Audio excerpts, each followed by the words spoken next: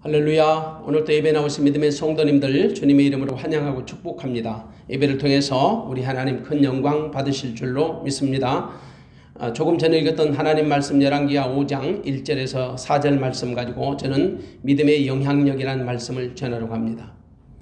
믿는 사람이라면 대부분 아람나라 군대 장관 나하만, 그가 하나님의 선지자 엘리사를 만나서 문둥병을 치료받았다, 이런 이야기 정도는 잘 알 겁니다. 그러나 그게 그렇게 단순한 치유의 사건이 아닙니다. 사실 이 본문은 하나님이 이스라엘만의 하나님이 아니라 이방과 열방과 온 천하 만민의 하나님이 되심을 보여주는 것이죠. 이른바 하나님의 섭리가 모든 사람과 모든 민족에게 역사하심을 알게 하는 거죠. 그리고 또 한 가지는 믿는 자로서 우리가 어떻게 처신하며 살아야 할지를 보여주는 것입니다. 이른바 작은 계집아이의 헌신을 통해서 삶의 현장에서 하나님 믿는 자들이 어떻게 처신하며 살아야 할지를 알게 해주는 것이다. 만일 그 계집아이의 그 영적인 수고가 없었다면, 헌신이 없었다면 감히 나만 장관이 어떻게 문둥병에서 고침받을 수 있었겠습니까? 저는 오늘 나만이 문둥병에서 고침받은 것보다 더 소중한 것을 전하려고 합니다. 이스라엘에서 포로로 잡혀간 계집아이의 이야기입니다. 그 계집아이는 아람나라 나만 장관의 집으로 잡혀온 이스라엘 여자입니다. 그리고 나만은 아람나라의 군대 장관이죠. 군대 장관은 직함은 아마도 우리식으로 말하면 국방부 장관쯤에 해당되는 직함일 겁니다. 당시 아람나라 사람들이 이스라엘을 괴롭히던 차에 이스라엘 땅에 와서 이 작은 계집아이를 붙잡아 간 거예요. 그리고 그녀는 나만 장관의 아내를 수종들게 된 겁니다. 그런데 우리가 여기서 그 계집아이에 대한 어떤 정보도 알 수가 없어요. 그녀의 나이가 몇 살인지, 이름이 무엇인지, 어디서 살다 왔는지 구체적인 정보를 모른단 말이에요. 그냥 본문에서 소개하는 정도, 그냥 작은 계집아이다, 작은 계집아이. 2절에 보니까 전에 아람 사람이 떼를 지어 나가서 이스라엘 땅에서 작은 계집아이 하나를 사로잡으며 저가 나만의 아내에게 수종들더니 작은 계집아이. 한마디로 존재감이 거의 없는 천한 계집아이에 불과했던 겁니다. 그것도 작은 계집아이라고 소개하는 것으로 볼 때 나이가 무척 어린 것으로 추정할 수 있습니다. 왜냐? 작은 계집아이라는 의미가 작은 소녀, 어린 소녀라는 뜻이거든. 한마디로 자기가 스스로 책임질 수 있을 정도의 성인은 아니라는 겁니다. 그냥 잔심부름이나 해주고 허드렛 일 정도 도와주는 사환에 불과했던 거죠. 당시 아람 나라는 상당한 국력을 가진 나라였어요. 무엇보다도 이스라엘 관계가 좋지 않았죠. 항상 대립과 갈등과 전쟁이 있었어요. 철천지 원수 관계의 국가였죠. 그런데 소녀가 아람 나라의 포로로 붙들려 간 거예요. 그것도 군대 장관의 집으로. 그나마 나만의 장관은 아람 나라에서는 크고 존귀한 사람이었어요. 그는 이스라엘과의 전투에서 자기 나라를 구원했던 경험을 가진 사람. 그래서 국민들의 신망과 존경과 지지를 받고 있는 사람. 나만은 강한 자였고 아람 나라에서는 대단한 영향력을 가진 존재였습니다. 그런데 그가 문둥병에 걸린 거예요. 좋은 면이 있지만은 그는 불치병을 갖고 있었습니다. 문둥병입니다. 보통 유대 사회에서는 문둥병에 걸리면 사회로부터 격리되어 살아야 합니다. 근데 나만은 격리되지 않고 집에 살았던 것 같습니다. 아마도 아람에서는 문둥병의 관리가 유대와는 좀 달랐던 것 같습니다. 아니면 나만의 영향력 때문에 집에서 살았는지도 모릅니다. 하지만 문둥병은 인간의 기본적인 인격도 보장받지 못하는 천벌입니다. 무서운 병이죠. 그래서 나만의 가정도 항상 어둠의 그늘이 떠나지 않았을 겁니다. 그리고 항상 불행했을 것입니다. 문둥병은 전염성이 강해서 정상적 사회생활을 할 수 없어요. 그러니 그 가정이 얼마나 불안하고 불행했겠습니까? 지금 우리가 전파력이 강한 바이러스를 경험하고 있잖아요. 혹시라도 집안에 누구 한 사람 코로나 걸리면 모든 가족이 최소 일주일간은 격리해야 하잖아요. 무서워서 벌벌 떨잖아요. 근데 문둥병은 불치병으로서 평생 격리하는 정말 무서운 병이에요. 그러니 그 가정에 평안이 있겠습니까? 평화가 있겠습니까? 근심이 떠나질 않았을 겁니다. 여러분, 제 아무리 과거에 잘 나가던 군대 장관이라도 문둥병에 걸렸으니 지위와 권세가 무슨 소용이 있겠습니까? 아무리 과거가 화려할지라도 무슨 유익이 있겠어요? 그냥 마지못해서 하루하루를 살아가고 있었을 겁니다. 그들에게는 아무 낙도 없고 희망이 없었을 것입니다. 그저 절망과 낙심 중에 살고 있었을 것입니다. 나만의 가정, 나만과 그 가정을 살리는 것은 복음밖에 없었습니다. 그런데 당시 이방 땅 아람 나라에 복음이 있었을까요? 공식적으로는 복음이 그 땅에 들어간 적이 없습니다. 당연히 나만의 가정도 복음을 알 턱이 없지요. 믿을 수도 없는 거고요. 그런데 하나님은 그 가정에 복음의 선물을 보내십니다. 복음을 모르는 이방인의 가정에 복음의 빛을 투사하신 거예요. 바로 그 복음의 빛을 가지고 작은 계집아이가 들어간 거죠. 하나님이 나만의 가정에 복음의 선물을 주시려고 어린 소녀를 포로의 신분으로 붙잡혀서 들어가게 하신 것이다. 그러므로 본문은 이 나만이라는 사람의 문둥병을 고쳐주는 단순한 치료하는 이야기가 아니라 복음을 전달하는 한 계집 아이의 믿음을 보여주는 것이에요. 이전부터 하나님은 나만을 주목하시고 사랑하셨죠. 비록 그가 하나님을 알지 못하는 이방인이었지만 하나님이 먼저 그를 주목하고 계셨어요. 오늘 본문 1절이 그것을 뒷받침하고 있습니다. 1절 읽습니다. 아람 왕의 군대 장관 나만은 그 주인 앞에서 크고 존귀한 자니 이는 여호와께서 전에 저로 아람을 구원하게 하셨습니다. 저는 큰 용사나 문둥병자더라. 1절의 주어는 누구냐? 여호와께서. 하나님이 누구를? 아람 왕의 군대 장관 나만을 큰 용사로 문둥병, 큰 용사와 문둥병을 가진 그 나만을 크고 존귀한 자로 높여놓으셨다. 높여 세우셨다. 전에 그를 아람을 구원하는 도구로 쓰셨다. 하나님이 주체가 되셔서 일하셨음을 보게 됩니다. 이 말씀의 핵심이 뭘까요? 일찍이 하나님이 나만을 주목하고 계셨다는 겁니다. 그리고 나만을 뭐 했을까요? 이끌어 가셨던 겁니다. 비록 그가 하나님을 모르는 이방인이었지만 이미 하나님의 은혜를 잊고 있었던 거죠. 나만이 몰랐을 뿐이에요. 우리가 가끔씩 오해하는 것이 있어요. 하나님은 믿는 자들에게만 역사하시는 것처럼 생각합니다. 아닙니다, 여러분. 하나님은 믿는 자나 믿지 않는 자나 모든 사람에게 역사하시는 하나님이시죠. 다만 하나님을 믿는 자는 하나님의 역사하심을 인식하고 모든 영광을 하나님께 돌리지만 하나님을 믿지 않는 자는요. 하나님의 역사하심을 인식하지 못하고 하나님께 영광을 돌리지 못할 뿐이에요. 그런데 하나님은 온 우주 만물의 하나님이시죠. 분명히 하나님은 나만을 주목하고 계셨습니다. 그래서 1절에 여호와께서 하셨다고 분명히 말씀하세요. 여호와께서. 하나님이 나만을 주도하고 계셨다는 겁니다. 하나님이 나만을 크고 존귀한 자로 높여주셨다는 것입니다. 하나님이 나만의 삶에 개입하신 것입니다.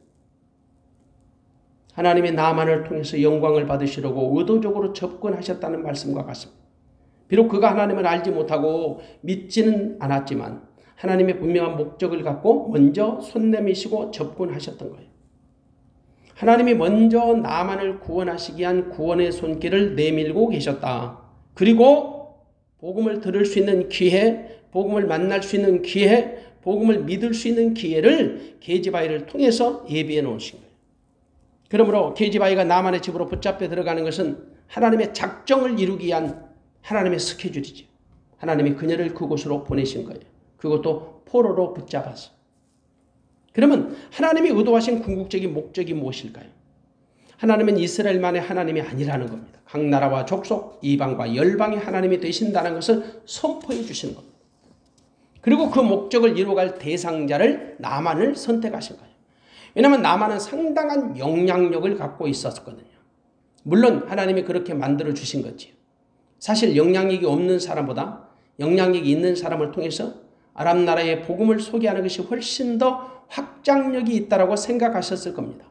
왜냐하면 아람 사람들이 복음에 대해서 척박했잖아요. 그러면서도 그들에게 복음이 필요하다는 사실을 하나님은 우리보다 더 잘 아세요. 그래서 하나님은 급하면 급한 대로 역사하시는 거예요. 물론 하나님의 정확한 의도는 우리가 알 수 없지요. 그러나 분명한 것은 하나님이 나만을 의도적으로 주목하고 계셨다는 거죠. 그리고 사랑하고 계셨다는 겁니다. 나만을 통해서 그 가정을 그리고 그 주변의 모든 사람들에게 복음을 소개하고 싶어서 그랬을 겁니다. 하나님의 섭리에는 우연이 없잖아요. 분명한 것은 나만의 영혼 구원입니다. 물론 우리가 나만의 구원에 대해서 최종적인 결론을 내릴 수는 없습니다. 그러나 분명한 것은 우리는 나만이 하나님을 인격적으로 만났다는 사실입니다. 15절에 나만의 고백을 들어보면 알 수 있습니다. 15절에 보니까 나만이 모든 종자와 함께 하나님의 사람에게로 돌아와서 그 앞에 서서 가로되 내가 이제 이스라엘 외에는 온 천하에 신이 없는 줄을 아나이다. 내가 이제 이스라엘 외에는 온 천하에 신이 없는 줄을 아나이다. 그러니까 이스라엘 하나님밖에 없다라는 사실을 그가 고백하게 돼요. 그것으로 끝나지 않습니다. 다짐을 하게 되지요. 17절 보십시오. 나만이 가로되 그러면 청컨대 노새 두 발에 실을 흘을 당신의 종에게 주소서. 이제부터는 종이 번제든지 다른 제든지 다른 신에게는 드리지 아니하고 다만 여호와께 드리겠나이다. 이제부터는 이스라엘 외에는 온 천하에 신이 없는 줄을 압니다. 이제부터는 종이 번제가 됐든지 다른 제사가 됐든지 다른 신에게는 드리지 않고 오직 하나님께만 드리겠나이다. 다시 말해서 고백과 다짐을 하는 거예요. 우리가 이것으로 볼 때 분명히 나만은 하나님을 인격적으로 만났다. 그리고 하나님을 믿었다는 사실에 추호의 의심도 없습니다. 그렇기 때문에 우리는 이 계집아이가 복음의 역사적 사명을 띠고 나만의 집으로 붙잡혀 간 것을 확신합니다. 하나님이 그녀를 나만을 구원시키는 복음의 통로로 사용하신 거예요. 그러므로 잊지 말아야 합니다. 로마서 8장 28절의 말씀. 우리가 알거니와 하나님을 사랑하는 자 곧 그 뜻대로 부르심을 입은 자들에게는 모든 것이 합력하여 선을 이루니라. 이 말씀입니다. 저는 이 작은 계집아이가 복음을 위해 파송되어진 선교사라고 생각됩니다. 그녀는 분명히 하나님의 특수한 목적을 띠고 포로로 잡혀간 아주 특별한 선교사였던 것입니다. 왜냐? 성경에도 이런 유사한 사례가 얼마든지 많거든요. 그 대표적인 사례가 바로 요셉입니다. 요셉은 은 20에 초라한 몸값을 지불하고 자기 형제들에 의해서 미디안 상고에 팔렸습니다. 그리고 다시 애굽으로 팔려가죠. 그런데 이게 우연입니까? 아니에요. 믿음의 눈을 열어보면 하나님이 그 일을 주도하고 계셨어요. 하나님은 요셉을 통해서 이스라엘 나라를 태동시키는 밑그림을 그리고 계셨던 거예요. 그리고 하나님의 의도대로 차질 없이 그렇게 진행되었습니다. 그러므로 하나님의 섭리를 아는 사람이라면 요셉을 애굽에 팔게 하신 분이 하나님이시라는 사실을 고백하게 됐죠. 그래서 우리는 잊지 말아야 합니다. 모든 것 위에 역사하시는 하나님의 섭리를 인정해야 해요. 오늘 우리는 작은 계집아이를 통해서 일하시는 하나님, 역사하시는 하나님을 배우게 됩니다. 그리고 하나님의 임재하심을 믿는 자가 하나님의 역사하심을 경험하기 위해서 어떤 자세를 취해야 하는지 우리가 그 부분을 살펴보려고 합니다. 그러기 위해서 먼저 우리는 이 계집아이의 신상과 성품을 알아보는 거죠. 이 계집아이는 자기 삶에 충실한 사람입니다. 사실 여러분 적대 국가의 포로로 잡혀간 계집으로서 하나님을 원망하거나 혹은 힘없는 자기 조국을 원망하고 아니면은 자기 삶을 한탄하며 슬퍼하며 분노할 수도 있습니다. 그런데 이 계집아이는 자기 삶을 있는 대로 받아들였어요. 물론 포로로 잡혀간 그 가녀린 계집아이가 무엇을 어떻게 할 수 있겠습니까? 아무것도 그녀 스스로는 할 수 없었겠지요. 그래서 모든 것을 체념하고 살았을 겁니다. 하지만 얼마든지 속으로 자기 삶의 기구한 신세를 한탄하며 적대적인 감정을 가지고 살았을 수도 있어요. 아니면은 자신의 신병을 한탄하거나 눈물의 세월을 보내면서 감정적으로 살 수도 있었다. 그런데 본문에서 우리는 그런 분위기를 전혀 느낄 수가 없어요. 이 계집아이는 자기 주인이 문둥병에 걸린 것을 가슴 아프게 생각하고 살아가던 어쩌면 침성이 참 곱고 착한 소녀였을 것이다. 하나님이 긍휼히 여기는 마음을 가진 착한 소녀였다라는 말이에요. 우리가 인간적으로 생각하면 나만이 문둥병에 걸린 것 다행스럽게 여길 수도 있잖아요. 일종의 적개심. 원수 국가의 군대 장관이 문둥병으로 고초를 당하고 있는데 이보다 더 기쁜 소식이 어디 있겠어요. 얼마나 자기 주인이 그녀에게 잘해줬는지 아니면 얼마나 괴롭혔는지 우리는 모르는. 근데 그녀는 하녀입니다. 솔직히 하녀에게 잘해주면 얼마나 잘해줬겠어요. 어쩌면 온갖 수모와 천대를 다 받고 살았을는지 모르지. 그것도 자기 민족의 원수 국가에서 한 맺힌 시간을 살았을 것입니다. 그러나 그녀에게 그것은 중요하지 않았습니다. 그냥 자기 주인이 불쌍한 거예요. 그것이 바로 하나님의 마음이에요. 우리가 본문을 자세히 관찰해 보면 소녀는요, 자기 주인을 매우 불쌍히 여기는 마음을 가졌어요. 긍휼히 여기는 마음이지요.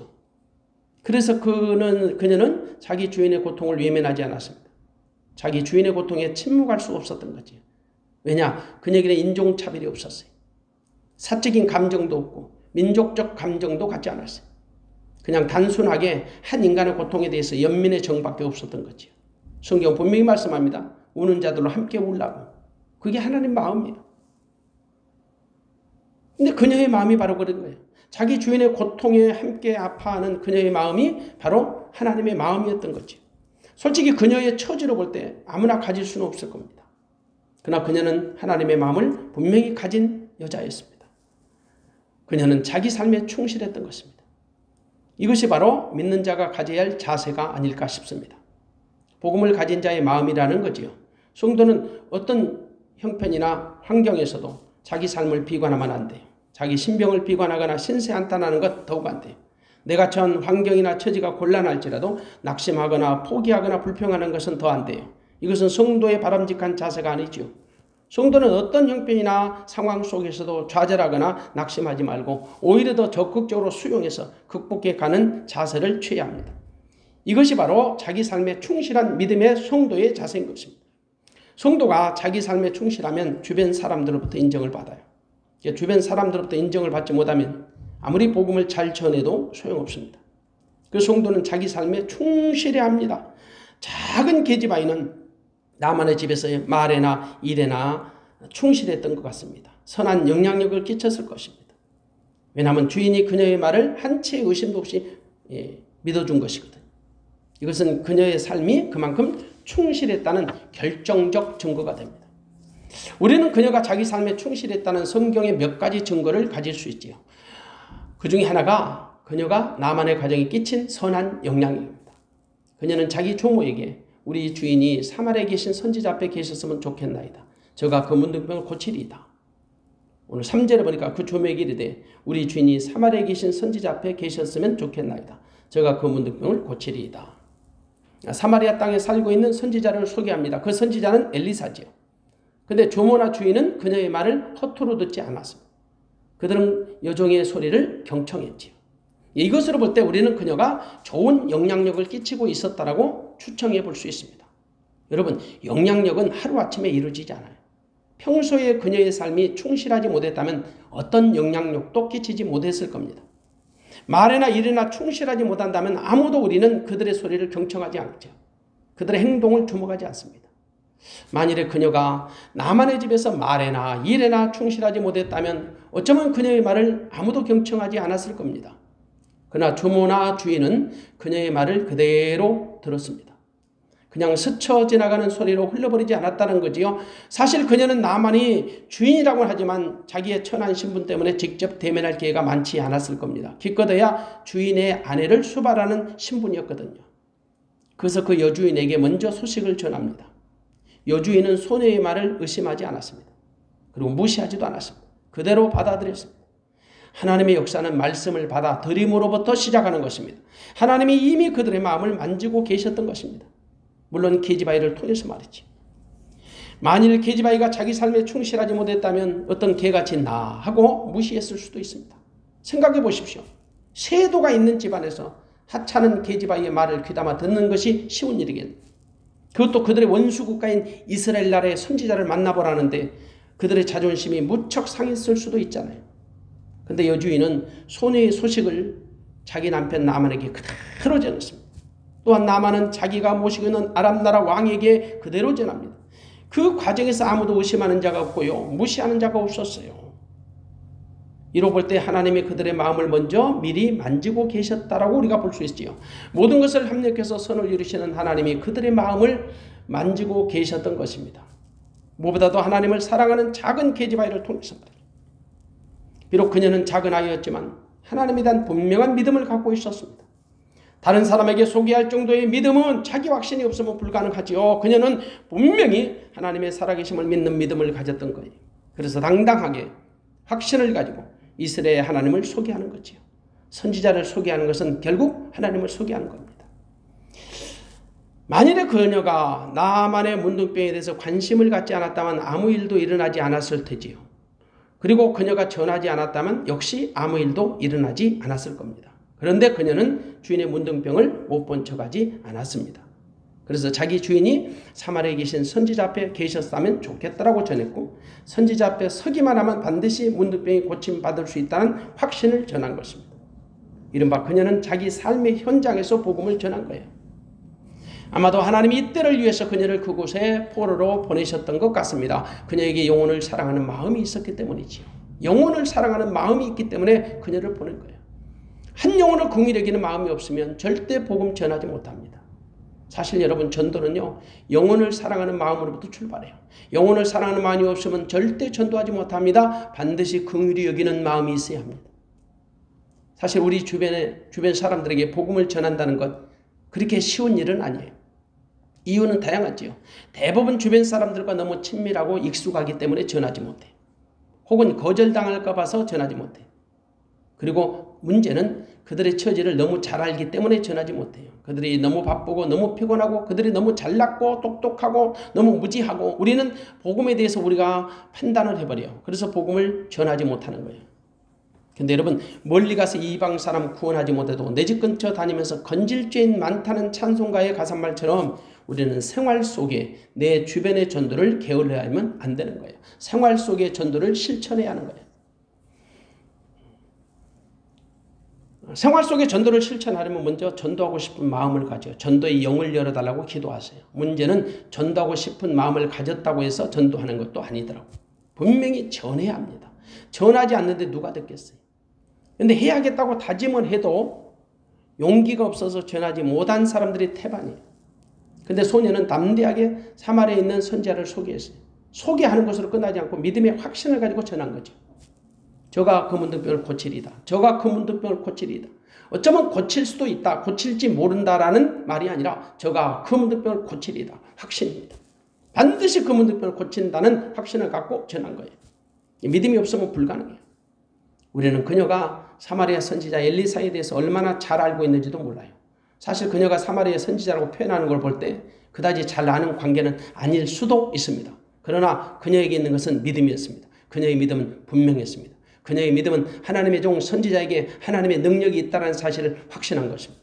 그녀가 소개한 선지자는 하나님의 선지자고 선지자의 능력은 하나님으로부터 주어진 능력이라고 확신한 거예요. 그래서 자기 땅 사마리아에 있는 선지자를 당당하게 소개한 거죠. 선지자를 소개하는 것은 복음을 소개하는 것이고 하나님을 소개하는 것이에요. 왜? 그 선지자는 하나님의 종이니까. 하나님께 능치 못함이 없는 것처럼 하나님의 선지자에게 그런 능력이 있다는 사실을 확신한 거죠. 그래서 선지자를 소개하는 것은 복음을 소개하는 것이요. 복음을 소개하는 것은 하나님을 소개하는 것이다. 우리는 그녀가 하나님에 대한 어떤 정보를 가지고 있는지도 잘 모릅니다. 하나님에 대한 그녀의 믿음이 어느 정도 수준인지를 모른다는 말이죠. 하지만 분명한 것은 그녀가 하나님의 선지자를 소개하는 것이 어쩌면 그녀가 소유한 복음의 전부라고 생각할 수도 있습니다. 우리가 하나님을 전부 알아야 복음을 전하는 것은 아니에요. 아는 것만큼 전하면 돼요. 비록 하나님에 대해서 부분적으로 알지라도 그것만 전하면 되는 거예요. 모든 것을 알 때까지 침묵하면 안 돼요. 죽을 때까지 전할 수 없어요. 그냥 각자의 수준에서 전하면 되는 겁니다. 하나를 알면 하나를 전하고 둘을 알면 둘을 전하면 돼요. 그러면 하나님이 그곳으로 역사하십니다. 성경 분명히 고린도전서 1장 27절 28절 말씀하셔요. 하나님은 세상에 미련한 것들을 택하사 지혜 있는 자들을 부끄럽게 하시고 약한 것들을 택하사 강한 것들을 부끄럽게 하신다. 세상에 천한 것들과 멸시받는 것들과 없는 것들을 택하사 있는 것들을 폐하신다. 그러므로 전도자는 아는 것이 없다고 핑계할 수 없습니다. 교회 가자고 권면할 수 있잖아요. 와보라고 말 한마디 전할 수 있잖아요. 전도를 하지 못할 만큼 미련한 성도는 없어요. 사실상. 여러분 전도는 모르기 때문에 안 하는 것이요. 안 하기 때문에 못 하는 것입니다. 다시 말하면 전도는 안 하기 때문에 못 하는 것이요. 모르기 때문에 안 하는 것입니다. 여러분 보십시오. 이 계집아이가 자기 주인에게 하나님에 대해서 소개했습니까? 아닙니다. 그녀는 하나님에 대한 어떤 정보도 그들에게 말하지 않았습니다. 그녀는 단순히 이스라엘 땅에 있는 선지자만 소개했어요. 그냥 선지자를 만나보았으면 좋겠다고 전했어요. 그리고 그 선지자가 반드시 문둥병을 고쳐줄 것이라고 확신을 전했어요. 말씀대로 나만의 문둥병은 고침받았지요. 그리고 나만의 입을 통해서 엄청난 신앙의 고백이 터져나옵니다. 이스라엘 외에는 온천하에 신이 없는 줄 알아야 돼. 이 고백보다 더 위대한 고백이 어디 있어요? 하나님이 없는 이방 땅, 그것도 군대 장관이 이렇게 고백할 수 있다는 것. 하나님이 그 영광을 받으시기 위해서 게지바이를 그 집으로 보내신 겁니다. 그것도 포로된 신부로. 그러니까 게지바이의 생활 속의 전도가 하나님의 복음을 아람으로 수출하는 통로가 된 거죠. 그래서 우리는 변명하지 말자는 거예요. 지금 우리 주변에 우리가 전하는 복음을 듣고 싶어 예비된 영혼들이 얼마나 많은지를 잊지 말자는 거죠. 그녀는 복음의 능력을 확신했습니다. 그녀는 자기 주인에게 최고의 기쁜 소식을 전했죠. 세상에 이보다 더 복된 소식이 어디 있겠어요. 그녀가 복음을 전할 수 있었던 것, 복음의 능력을 믿었기 때문입니다. 그래서 담대하게 전한 거예요. 우리 한번 3절을 보십시오. 그녀는 확신을 가지고 전했잖아요. 저가 그 문둥병을 고치리다. 저가 반드시 그 문둥병을 고쳐줍니다. 분명한 확신을 가지고 전한 거지요. 여러분, 내가 복음의 확신을 갖지 못하는데 다른 사람에게 어떻게 확신 있는 복음의 확신을 가지고 전파하겠습니까? 내가 확신을 가져야 확신이 능력이 되는 거예요. 그래서 사실 전도자이기 전에 내 믿음의 틀을 닦는 것도 중요합니다. 내 믿음을 반석 위에 올려놓는 것도 우선입니다. 이른바 내가 믿음의 확신에 거하는 것이 급선무라는 거죠. 그러므로 우리는 무엇보다도 먼저 복음을 믿고 복음의 능력에 대한 확신을 가져야 합니다. 복음을 믿고 복음의 능력을 믿어야죠. 복음은 무엇인가? 모든 믿는 자에게 구원을 주신 하나님의 능력이 됩니다. 이 작은 게지바의 입에서 이런 담대한 복음이 전파될 수 있었던 것, 전적으로 하나님의 능력을 믿는 믿음이 있었기 때문이죠. 비록 비천하고 초라한 게지바이를 사용하시는 하나님의 능력이 아니면 결코 일어날 수 없는 일, 있을 수 없는 일, 불가능한 일, 그만큼 그 게지바이 속에 하나님의 복음에 대한 확신이 있었던 것입니다. 만일에 여러분 자기 주인이 이스라엘 선지자를 찾아가서 문둥병을 고치지 못했다면 이 얼마나 대망신입니까? 정말 수치스러운 일 아닐까요? 어쩌면 계집종의 그 신변도 불이익을 당할 수도 있잖아요. 그런데 그녀는 복음의 능력을 우선했습니다. 그리고 복음의 능력을 확신했습니다. 때문에 하나님이 하실 것을 믿고 담대하게 선포한 거죠. 물론 하나님이 행하실 능력이지만 이 계집 아이에게 믿음의 담력과 믿음의 용기가 있었던 거예요. 하나님은 볼품없고 하찮은 계집종을 통해서 복음의 통로로 사용하신 거죠. 여러분, 우리가 생각해 보십시다. 이 작은 계집아이에게 이런 믿음이 있었는데 우리에게는 왜 이 정도의 믿음이 없는 것일까? 그렇게 복음의 척박한 환경 속에서도 이런 담대한 믿음을 나타냈는데 지금 우리는 복음의 황금 시대를 살아가고 있는데 왜 우리에게는 이런 믿음이 없는 것일까? 이 시간 우리의 믿음을 점검해보는 기회가 되었으면 합니다. 무엇을 보더라도, 어떤 형편을 보더라도 최소한도 이 작은 계집아이보다는 좋지 않을까요? 지금 우리의 신분이나 입장이나 상황이나 처지나 모든 것을 보더라도 말이에요. 이 계집아이보다 더 좋지 않는 사람은 아마 없을 겁니다. 우리 중에는 없다고 생각합니다. 분명히 우리는 이 작은 계집아이보다 좋은 환경에서 좋은 시대를 살고 있습니다. 계집아이는 여러 가지 악조건 속에서도 믿음의 확신을 가지고 담대하게 복음을 전했습니다. 그런데 그녀에게 우리보다 좋지 않은 몇 가지 핸디캡을 가지고 있었어요. 그녀는 어립니다.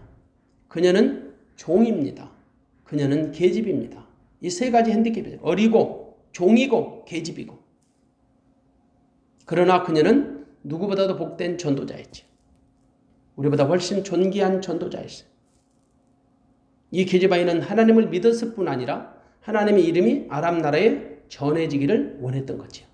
그것이 하나님의 소원이었고 그녀는 하나님의 소원을 이루어드린 통로로 쓰임받은 거죠. 그래서 믿는 자의 소원은 무엇이냐? 하나님의 소원을 이루어드린 통로가 되는 거예요. 하나님의 소원을 이루어드리는 도구가 되는 거지요. 이게 바로 믿는 자의 소원이 되어야 합니다. 하나님은 이 계집아이의 믿음으로 위대한 역사를 창조해 나가셨습니다. 결국 아람 왕 군대 장관 나만이 감동을 받았어요. 나만은 즉시 자기 왕에게 보고를 했고 재가를 받아서 엘리사를 찾아갑니다. 엘리사는 나만에게 요단강에 가서 몸을 7번 씻으라고 명령하죠. 알다시피 나만은 처음에는 거부했습니다. 나중에 순종하여 몸을 씻었고 그의 문둥병은 깨끗이 치유받았습니다. 그리고 나만은 엘리사 앞에서 그런 고백을 한 거예요. 내가 이제 이스라엘 외에는 온 천하에 신이 없는 줄을 아나이다. 신앙 고백이 나온 거죠. 이스라엘 하나님이 최고의 하나님이십니다. 이스라엘 하나님만 최고의 신이십니다. 온 천하에 이스라엘 하나님밖에는 신이 없습니다. 이보다 더 복된 고백이 어디 있겠어요? 근데 고백으로 끝나지 않아요. 다짐까지예요. 그래서 17절에 보니까 이제부터는 종이 번제든지 다른 제든지 다른 신에게는 드리지 아니하고 다만 여호와께 드리겠네. 이제부터는 자기 삶의 패턴이 바뀐 거죠. 신앙의 고백과 함께 자기 삶이 완전히 턴하는 거예요. 이제부터는 종이 번제든지 다른 제든지 다른 신에게는 드리지 아니하고 다만 여호와께 드리겠나이다. 이런 다짐을 해요. 믿음은 고백과 다짐이 있어야죠. 이러 볼 때 여러분, 이 아람 나라의 군대 장관 나만이 그냥 단순하게 문둥병에서 치유받는 것으로 우리가 끝이 나지 않습니다. 정말 하나님이 그 이방 땅에서 어떻게 역사하시는가, 하나님의 임재하심과 역사하심을 보여주는 사건이죠. 그리고 믿는 자로서 어떻게 처신할 것인가를 우리에게 보여주는 사건이 돼요. 우리는 좋으신 하나님을 찬양합니다. 능력의 하나님을 찬양합니다. 볼품없는 작은 계집아이를 통해서 이처럼 놀라운 역사를 이루어 가신 하나님을 찬양합니다. 분명히 그녀는 아람 나라의 최고의 지도자에게 하나님의 복음을 증거하는 1등 공신이 되었습니다. 이른바 복음의 주역이 된 거죠. 할렐루야. 우리 모두 이 작은 계집아이의 믿음을 본받아서 모든 사람에게 복음을 증거하는 사명자가 되어지시기를 주님의 이름으로 축원합니다. 그러기 위해서 우리는 먼저 우리 주변을 먼저 살펴봐야 합니다. 내 아는 지인들로부터 온 유대와 사마리아 땅끝까지 복음이 증거되는 이 전파의 경로를 우리가 안다면 내 주변에 건질죄인 많다는 사실을 반드시 잊지 마시고 내 주변에 아는 지인들로부터 이 복음이 확산되어 그들도 모두가 다 하나님의 자녀로 편입되는 놀라운 축복의 주인공들이 되어지시기를 주님의 이름으로 축원합니다. 반드시 내 주변에 있는 사람들에게 내 생활 속의 전도가 실천되어서 하나님의 복음을 널리 전파하는 믿음의 사명자, 믿음의 성도가 되어지시기를 주님의 이름으로 축원합니다. 누구처럼? 오늘 이 포로된 작은 계집아이처럼 여러분이 주님의 영광을 위해서 쓰임받는 믿음의 성도가 되어지시기를 주의 이름으로 축원합니다. 기도하겠습니다.